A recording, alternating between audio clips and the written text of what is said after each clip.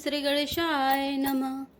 नाही त कौशल नाथ के रामा, सात कुशल गए नाथ सिया रामा। मिथिला पद विशेष ते रामा, जगु सब भयउ अनाथ सिया रामा। दीन दयाल विरत संभारी, हरौ नाथ मम संकट भारी। अर्थात नहीं तो हे नाथ, कुशल क्षेम तो सब कौशल नाथ दशरथ जी के साथ ही चली गई।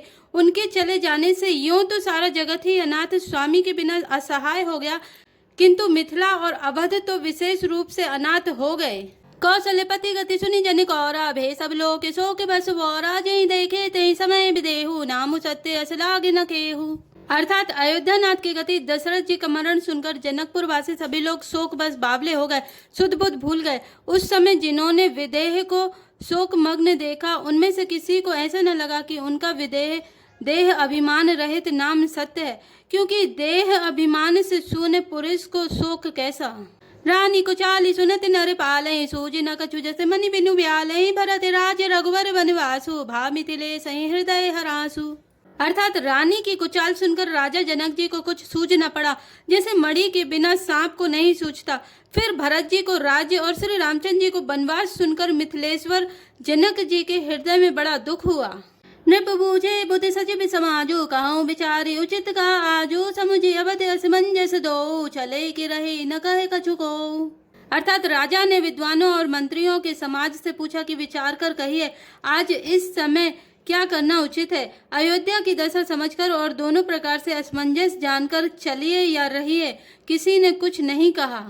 नृपहि धीर धरि हृदय विचारी, पठय अवध चतुर चर चारी। बूझि भरत सति भाव को भाऊ, आयहु बेगी न होई लखाऊ।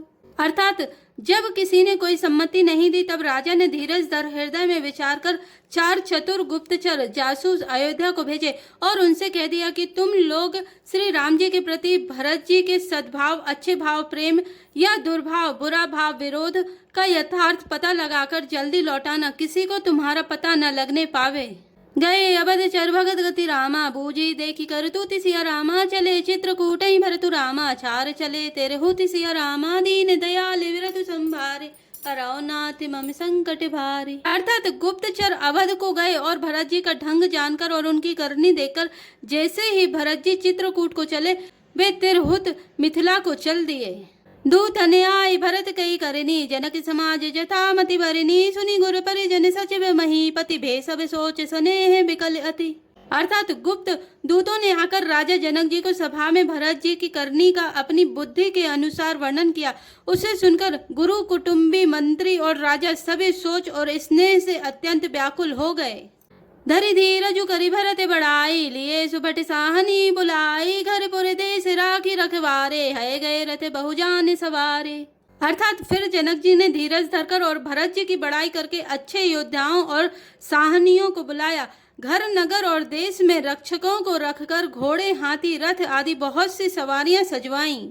दो घरी साधि चले तत्काला, के विश्राम नमग महिपाला। भोर ही आजु नहाई प्रयागा, चले जमुन उतरन सबु लागा। अर्थात वे 2 घड़ियां मुहूर्त साध कर उसी समय चल पड़े। राजा ने रास्ते में कहीं विश्राम भी नहीं किया।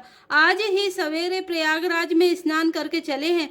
जब सब लोग यमुना जी उतरने लगे, खबरी लेने हम पठे नाथा। तिन कही अस महीनायऊ माथा, साथ किरात छसा तक दीने। मुनिवर तुरत विदा चर कीने। तब हे नाथ, हमें खबर लेने को भेजा। उन्होंने दूतों ने ऐसा कहकर पृथ्वी पर सिर नवाया। मुनि श्रेष्ठ वशिष्ठ जी ने कोई 6-7 भीलों को साथ देकर दूतों को तुरंत विदा कर दिया।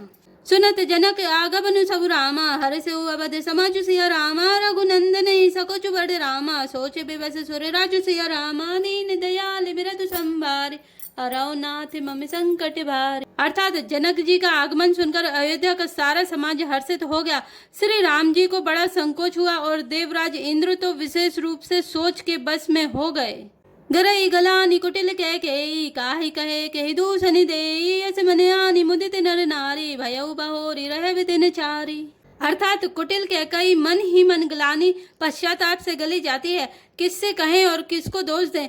और सब नर नारी मन में ऐसा विचार कर प्रसन्न हो रहे हैं कि अच्छा हुआ जनक जी के आने से 4 कुछ दिन और रहना हो गया।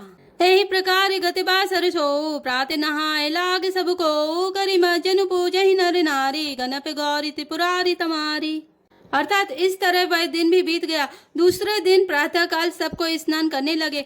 स्नान करके सब नर नारी गणेश जी, गौरी जी, महादेव जी और सूर्य भगवान की पूजा करते हैं। रमा रमन पद बंदी बहोरी, बिन वही अंजुलि अंचल जोरी, राजा राम जानकी रानी, आनंद अवधि अवधि रजधानी।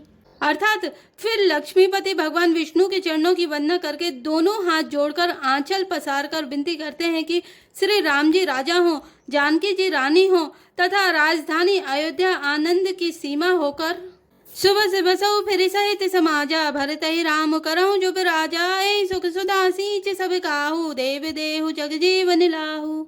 अर्थात फिर समाज सहित सुख पूर्वक बसे और श्री राम जी भरत जी को युवराज बनावे। हे देव, इस सुख रूपी अमृत से सींचकर सब किसी को जगत में जीने का लाभ दीजिए। गुरु समाज भाइन सहित रामा, राम राजपुर हो सिया रामा, छत राम राजा अवध रामा, मरे माग सब को सिया रामा, दीन दयाल विरध संभारे, अरौनाथ मम संकट भारे।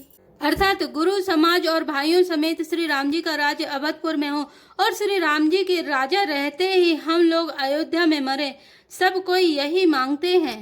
सुनी सने मैपुर जन बानी, निंद ही जोगी बिरति मुनि ज्ञानी, यही विधि नित्य कर्म करी पुर जन, राम ही करहि प्रणाम पुलकितन। अर्थात अयोध्या वासियों की प्रेममयी वाणी सुनकर ज्ञानी मुनि भी अपने योग और वैराग्य की निंदा करते हैं। अवधवासी इस प्रकार नित्य कर्म करके श्री राम जी को पुलकित शरीर हो प्रणाम करते हैं।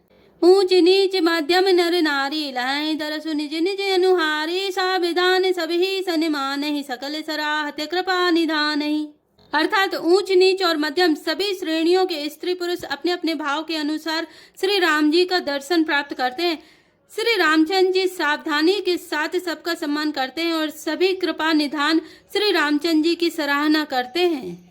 लरिकाई ते रघुबर वाणी, पालत नीति प्रीति पहचानी, सील सकोच सिंधु रघुराऊ, सुमुख सुलोचन सरल सुभाऊ। अर्थात श्री राम जी की लड़कपन से ही यह बान है कि वे प्रेम को पहचान कर नीति का पालन करते हैं। श्री रघुनाथ जी सील और संकोच के समुद्र हैं। वे सुंदर मुख के या सबके अनुकूल रहने वाले, सुंदर नेत्र वाले या सबको कृपा और प्रेम की दृष्टि से देखने वाले और सरल स्वभाव हैं। कहते राम गुण गण अनुरागे, सब निज भाग्य सराहन लागे, हम सब पुण्य पुंज जग थोरे, जिन्हि राम जानत करि मोरे। अर्थात श्री राम जी के गुण समूहों को कहते कहते सब लोग प्रेम में भर गए और अपने भाग्य की सराहना करने लगे कि जगत में हमारे समान पुण्य की बड़ी पूंजी वाले थोड़े ही हैं, जिन्हें श्री राम जी अपना करके जानते हैं। ये मेरे हैं ऐसा जानते हैं। प्रेम में मगन ते ही समय सब रामा, सुनी आवत मिथिले सुसिया रामा, सहित सभा संभ्रम उठे रामा, रवि कुल कमल दिने सुसिया रामा, दीन दयाल बिरध संभारे, अरौनाथ मम संकट भारी। अर्थात उस समय सब लोग प्रेम में मग्न हैं। इतने में ही मिथिलापति जनक जी को आते हुए सुनकर सूर्य कुल रूपी कमल के सूर्य श्री रामचंद्र जी सभा सहित आदर पूर्वक जल्दी से उठ खड़े हुए। भाई सचिव गुरुपुर जन साथा, आगे गबनु कीन रघुनाथा, गिरि बरु दीख जनकपति जबहि, करि प्रणाम रथ त्याग्यु तबहि। अर्थात भाई मंत्री गुरु और पुरवासियों को साथ लेकर श्री रघुनाथ जी आगे जनक जी की आगवानी में चले। जनक जी ने ज्यों ही पर्वत श्रेष्ठ कामद नाथ को देखा त्यों ही प्रणाम करके उन्होंने रथ छोड़ दिया, पैदल चलना शुरू कर दिया। राम दरस लालसा उछाहु, पथ श्रम लेहु कले सुन काहु, मन तेजय रघुबर वैदेही, बिनु मन तने दुख सुख सुधिल केही। अर्थात श्री राम जी के दर्शन की लालसा और उत्साह के कारण किसी को रास्ते की थकावट और क्लेश जरा भी नहीं है। मन तो वहाँ है जहाँ श्री राम और जानकी जी हैं। बिना मन के शरीर के सुख दुख की सुध किसको हो। आवत जन कुचले यही भांति, साहित्य समाज प्रेम मति माती, आए निकट देखे अनुरागे, सादर मिलन परस्पर लागे। अर्थात जनक जी इस प्रकार चले आ रहे हैं, समाज सहित उनकी बुद्धि प्रेम में मतवाली हो रही है। निकट आए देखकर सब प्रेम में भर गए और आदर पूर्वक आपस में मिलने लगे। जनक मुनिजन पद बंदन, ऋषि प्रणाम कीन रघुनंदन, भाइन सहित राम मिली राजहि, चले लवाई समेत समाजहि। अर्थात जनक जी वशिष्ठ आदि अयोध्यावासी मुनियों के चरणों की वंदना करने लगे और श्री रामचंद्र जी ने सतानंद आदि जनकपुरवासी ऋषियों को प्रणाम किया। फिर भाइयों समेत श्री राम जी राजा जनक जी से मिलकर उन्हें समाज सहित अपने आश्रम को लेवा चले। आश्रम सागर शांत रस रामा पूरन पावन पथ सिया रामा सेन मनहु करुणा सरित रामा लिए चाहे रघुनाथ सिया रामा दीन दयाल विरध संभारे अरौनाथ मम संकट भारे। अर्थात श्री राम जी का आश्रम शांत रस रूपी पवित्र जल से परिपूर्ण समुद्र है।